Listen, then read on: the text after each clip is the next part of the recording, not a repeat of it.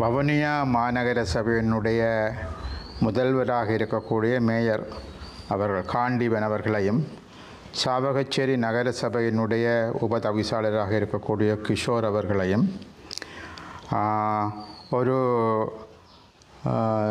Gazette notification மூலமாக வடக்கு மாகாண ஆளுநர்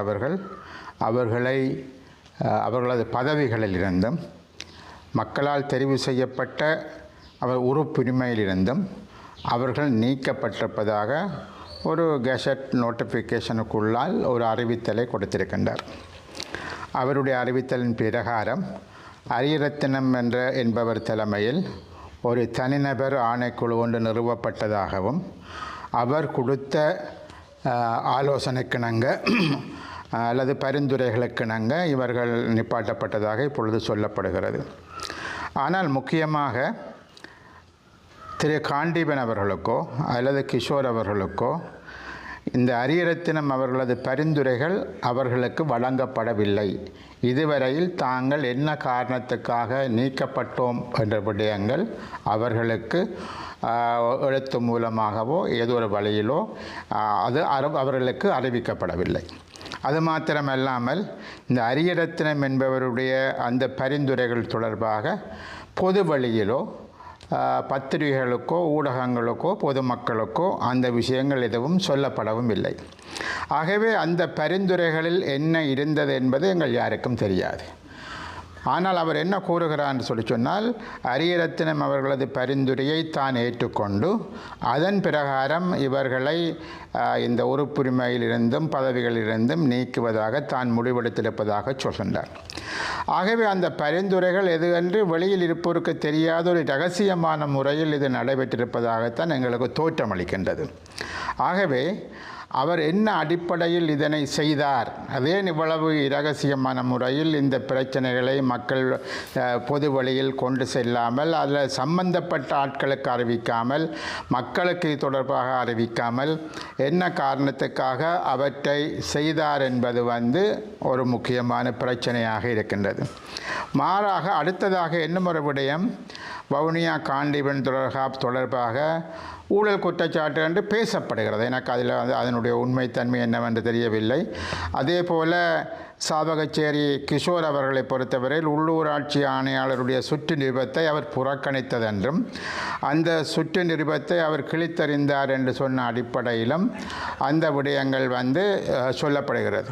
முதலாவதாக இப்போ ஒரு வவுனியா மாநகர சபை ஆரம்பிக்கப்பட்ட 3-4 மாதத்திற்குள் அங்கு ஊழல் நடந்திருப்பதாக சொல்லுவது ஒரு அர்த்தமற்ற, அதில் எந்தவித உண்மைத்தன்மையும் மற்றொரு விடயமாகத்தான் நாங்கள் பார்க்கின்றோம். ஆகவே அங்கு என்ன விதமான ஊழல், அது உண்மையாகவே ஊழல் நடந்திருந்தால் என்ன விதமான ஊழல், எப்படியான ஊழல் என்பதை முதலாவதாக அவர்கள் வெட்ட வெளிச்சமாக கூச்சநாச்சமின்றி வெளியில் தெரிவித்திருக்க வேண்டும். ஆனால் அவ்வாறு எதுவும் ஆளுநரால் தெரிவிக்கப்படவில்லை என்பது முதலாவது விடயம். அதே போலத்தான் உள்ளூராட்சி ஆணையர்களுடைய சுற்று நிருபத்தை ஒரு உறுப்பினர் ஏற்றுக்கொள்ளவில்லை என்று கூறுவதற்கு அவருக்கு அந்த உரித்து இருக்கின்றது.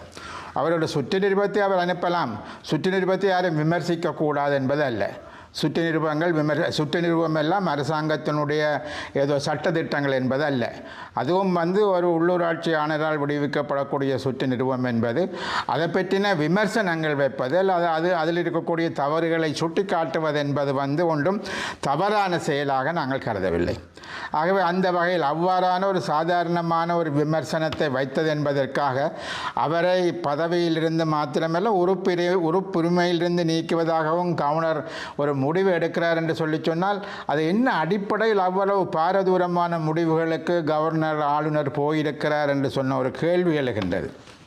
ஆகவே இவர்கள் இந்த முதலாவதாக பரிந்துரைகள் என்ன என்பது மக்களுக்கோ சம்பந்தப்பட்டவருக்கோ தெரிவிக்கப்படவில்லை என்பது ஒரு விடயம். ரெண்டாவது விடயம் இந்த விடயங்கள் தொடர்பாக ஆளுநருக்கு இதற்கான அதிகாரங்கள் இருக்கிறதா? ஒரு சமயத்தில் அவர் ஒரு முதல்வர் பதவியில் இருந்தோ, அதாவது மாநகர முதல்வர் பதவியில் இருந்தோ அல்லது பிரதேச நகர சபையினுடைய உதவி தவிசாளர் பதவியில் இருந்தோ அவர்களை நீக்குவதற்கு அவருக்கு அதிகாரம் இருக்கின்ற கூறலாம். ஆனால் மக்களால் தெரிவு செய்யப்பட்டவர்களை, மக்கள் தேர்ந்தெடுத்தவர்களை ஒரு தான் தோன்றித்தனமான முறையில் அவர்களை உறுப்புரிமையிலிருந்து நீக்குவதற்கு இவருக்கு யார் அதிகாரங்கள் கொடுத்தது? ஒன்றில் அவர்கள் நீக்கப்பட வேண்டியவர்களாக இருந்தால் அது கட்சிக்கு அந்த அதிகாரம் இருக்கின்றது. ஒருவர் தவறிழைத்தால் அவரை நீக்குவது மாத்திரமில்லை, அது கூட தேர்தல் ஆணையாளருக்கு அவர்கள் அறிவிக்க முடியும். என்னென்ன காரணங்களுக்காக நாங்கள் அவரை நீக்குகிறோம் என்று தேர்தல் ஆணையாளருக்கு அறிவிக்க முடியும். தேர்தல் ஆணையாளர் தான் அது சம்பந்தமான இறுதி முடிவை எடுப்பவராகவும் இருக்கின்றார். ஆகவே அவ்வாறான ஒரு நிலை இருக்கிற பொழுது ஆளுநர் தான் விரும்பியவாறு ஒருவரை நிறுத்துவது, அவர் மக்களால் தெரிவு செய்யப்பட்ட அவரது உறுப்புரிமையை இல்லாமல் செய்யக்கூடிய அளவுக்கு அவருக்கு அதிகாரம் இருக்கிறதா என்ற ஒரு பாரிய கேள்வி எழுந்திருக்கின்றது. எம்மை பொறுத்தவரையில் அவர் அப்படியே நிலை வருமாக இருந்தால் அது நீதிமன்றத்துக்கு சமர்ப்பிக்கப்பட்டிருக்க வேண்டும். நீதிமன்றம் அதற்கான விடயங்களை விசாரணை செய்து அவர் நீக்கப்பட வேண்டுமா இல்லையா என்ற ஒரு தீர்மானத்துக்கு வர வேண்டும். இலங்கையில் நீதித்துறை என்று ஒன்று இருக்கிறது. ஆகவே இவ்வாறான ஜனநாயக விரோத நடவடிக்கைகள் ஊடாக ஒருவரை நிறுத்துவது போன்ற விடயங்களை அது ஒரு ஆளுநரும் செய்ய முடியாது, ஜனாதிபதியும் செய்ய முடியாது. ஏனென்று சொன்னால் அதுக்கான ஒரு நீதித்துறை என்று சொன்ன ஒன்று இருக்கின்றது. ஆகவே அந்த இந்த தங்களது பரிந்துரைகளை அவர்கள் நீதித்துறைக்கு சொல்லி இருக்கலாம், நீதித்துறைக்கு கொடுத்திருக்கலாம், அதுக்கான ஒரு வழக்கை தாக்கல் செய்திருக்கலாம், அதற்கூடாக அவர்கள் செயற்பட்டிருக்கலாம். அதனை விடுத்து தனக்கு அதிகாரம் இருக்கக்கூடிய என்ற ஒரு மமதையில் மக்கள் தெரிவு செய்தவர்களை விலத்துவதற்கு நீக்குவதற்கு ஆளுநருக்கு எந்த விதமான அதிகாரமும் இருப்பதாக நாங்கள் அறியவில்லை. இரண்டாவது ஒரு விடயம் நான் முக்கியமாக குறிப்பிட வேண்டும். இந்த 2 பேரும் ஜனநாயக தமிழ் தேசிய கூட்டணியைச் சேர்ந்தவர்கள். வவுனியாவில் நிறுத்தப்பட்ட காண்டீபனும் சரி அல்லது சாவகச்சேரியில் கிஷோரும் சரி, அவர்கள் ஜனநாயக தமிழ் தேசிய கூட்டணி சார்பாக மக்களால் தேர்ந்தெடுக்கப்பட்ட 2 உறுப்பினர்கள். அவ்வாறு இருக்கையில் எங்களுக்கு ஒரு ஐயம் ஏற்படுகின்றது. என்ன, ஜனநாயக தமிழ் தேசிய கூட்டணியில் ஈழமக்கள் புரட்சிகர விடுதலை முன்னணி EPRL, டெலோ, புலோட், சமத்துவ இயக்கம் மற்றும் ஜனநாயக போராளிகள் போன்ற 5 அமைப்புகள் இருக்கின்றன. இதில் புலோட் அமைப்பு அவர்களும் இருக்கின்றார்கள். ஏற்கனவே பல வருஷங்களுக்கு முன்பாக இப்பொழுது இருக்கக்கூடிய ஆளுநர் என்பவர் முந்தி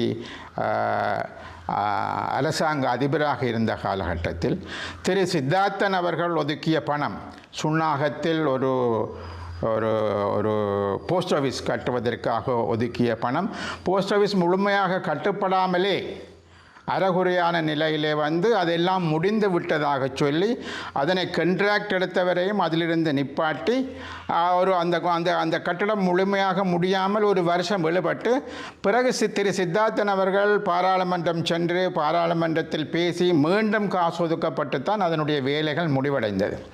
ஆகவே நாங்கள் அப்போ ஆளுநருடைய பழைய விடயங்களை கிளறுவதற்கு நாங்கள் விரும்பவில்லை. ஆனால் ஆளுநர் அவ்வாறான ஒரு ஐயத்தில், அதாவது இந்த நீக்கப்பட்டவர்கள் 2 பேரும் ஜனநாயக தமிழ் தேசிய கூட்டணியைச் சேர்ந்தவர்களாக இருந்தாலும் முக்கியமாக அவர்கள் புலட் அமைப்பை சார்ந்தவர்களாகவும் இருக்கிறார்கள். ஆகவே எங்களுக்கு ஒரு ஐயம் தோன்றுகின்றது, அது ஒரு பழிவாங்கல் முயற்சியாக கவர்னர் இதனை செய்திருப்பாரா? ஏனென்று சொன்னால் அவர் உண்மையாகவே இவரை விலத்த வேண்டிய அளவுக்கு அவர்கள் பாரதூரமான குற்றங்கள் இழைத்தவர்களாக நாங்கள் கருதவில்லை. அந்த பாரதூரமான குற்றங்கள் இருந்திருக்குமாக இருந்தால் அது வேறு விடயம். ஆனால் அப்படி இல்லாமல் இவர் செயற்படுவது என்பது சில சமயங்கள் பல காலத்துக்கு முன்னுக்கு நடந்த ஒரு விடயத்துக்கு இப்பொழுது அவர் ஏதோ ஒரு பழி வாங்குவதாக எண்ணிக்கொண்டு அதனை செய்கிறாரா என்று எங்களுக்கு விளங்கவில்லை. இல்லாவிட்டால் ஆளுங்கட்சிக்கு சார்பாகத்தான் நடப்பதாக தோற்றமளிக்க விரும்புகிறாரா என்று சொன்னால் வவுனியா போன்ற பிரதேசங்களிலும் சரி, அது முக்கியமாக அங்கு நாங்கள் பல கட்சிகள் ஒன்று சேர்ந்து தான் இப்பொழுது அந்த வவுனியா மாநகர சபை என்பது இயங்கி வருகின்றது. ஆனால் அவற்றை குழப்பி அரசாங்க தரப்புக்கு கையளிப்பதற்கு இவர் விரும்புகிறாரா என்ற ஒரு கேள்வியும் விழுகின்றது. ஆகவே இவ்வாறான ஜனநாயக விரோதமான நடவடிக்கைகளை தமிழ் தரப்பால் எங்களால் 1% ஏற்றுக்கொள்ள முடியாது. ஆளுநர் நடத்திய செயற்பாடு என்பது தவறானது, பிழையானது. ஆளுநர் அந்த விடயங்களை பின்வாங்க வேண்டும், மாற்றி அமைக்க வேண்டும் என்று நாங்கள் கேட்டுக்கொள்ள விரும்புகிறோம். நாங்கள் நிச்சயமாக அவர் அதை செய்யாவிட்டால் நாங்கள் நீதிமன்றம் போகிறதுக்கான சகல ஏற்பாடுகளை நாங்கள் செய்கின்றோம். ஏதென்று சொன்னால் இது சட்டவிரோதமானது என்பதற்கு அப்பால் இது ஒரு ஜனநாயக விரோதமானது. மக்களால் தெரிவு செய்யப்பட்டவர்களை நிறுத்துவதற்கு எந்த விதமான சட்டத்திலும் அவருக்கு நிச்சயமாக வழங்கப்படவில்லை. அது ஒரு அமைச்சருக்கு அது இருக்குமாக இருந்தால் கூட அந்த அமைச்சர் இல்லாத நேரத்தில் அவர் தான் தோன்றித்தனமான முடிவுகளை அவர் எடுக்க முடியாது.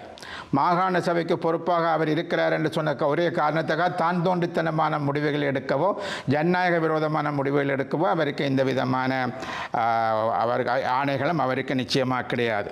ஆகவே அந்த வகையில் நடந்து முடிந்த இந்த விடயங்கள் என்பது உண்மையாகவே ஏற்றுக்கொள்ள முடியாது. அதுவும் குறிப்பாக வடக்கு மாகாணத்தில் எல்லோரும் சிரிக்கக்கூடிய அளவுக்கு மிக நீண்ட கால அனுபவம் உள்ள நிர்வாக அனுபவம் உள்ளவர் என்று கூறப்படுகின்றார். ஆனால் அவ்வாறு அனுபவம் உள்ளவர் இவ்வாறான ஒரு முடிவுகளை எடுப்பது ஏற்றுக்கொள்ளக்கூடிய விஷயம் அல்ல. இது ஒரு விஷமத்தனமான ஒரு விடயமாகவும் கண்டிக்கத்தக்க ஒரு விடயமாகவும் நாங்கள் பார்க்கின்றோம். ஆகவே ஆளுநர் இப்படியான நடவடிக்கைகளை தயவு செய்து நிறுத்திக் கொள்ள வேண்டும். அவரால் அவ்வாறான விஷயங்களை நிறுத்த முடியாவிடில் அவர் ஏற்கனவே அவர் பல பிரச்சனைகளை எதிர்கொண்டுதான் நேர காலத்துக்கு ஓய்வு பெற்று வீட்டுக்கு போனவர். ஆகவே அவர் ஏற்கனவே அவர் இருக்க வேண்டிய காலத்துக்கு முன்பாகவே அவர் பல்வேறுபட்ட பிரச்சனைகளுக்கு உட்பட்டு தான் வீட்டுக்கு போயிருந்தார். ஆனால் இப்பொழுது அவருக்கு ஒரு ஆளுநர் பதவி கொடுக்கப்பட்டிருக்கிறது. அதை அவர் சரியாக கையாள மட்டும் அது பிரச்சனை கிடையாது. ஆனால் அவர்கள் ஏனைய கட்சிகளை பழிவாங்குவதன் மூலமாகவோ ஆளுந்தரப்புக்கு கூஜா தூக்குவது போன்ற செயற்பாடுகள் மூலமாகவோ அவர்களது உறுப்புரிமையை பறிப்பதென்பது, மக்களால் தேர்ந்தெடுக்கப்பட்ட அந்த நிலைகளை இல்லாமல் செய்வதென்பது ஏற்றுக்கொள்ளக்கூடிய விடயமல்ல. ஆகவே நாங்கள் மிக மிக இதனை கண்டிக்கிறோம். நாங்கள் நிச்சயமாக இதற்கு எதிராக நாங்கள் நீதிமன்றம் செல்வோம். ஆனால் அவர் இந்த விடயங்களை கவனத்தில் எடுத்து ஆளுநர் செயற்பட வேண்டும் என்று கேட்டுக்கொள்ள விரும்புகின்றோம்.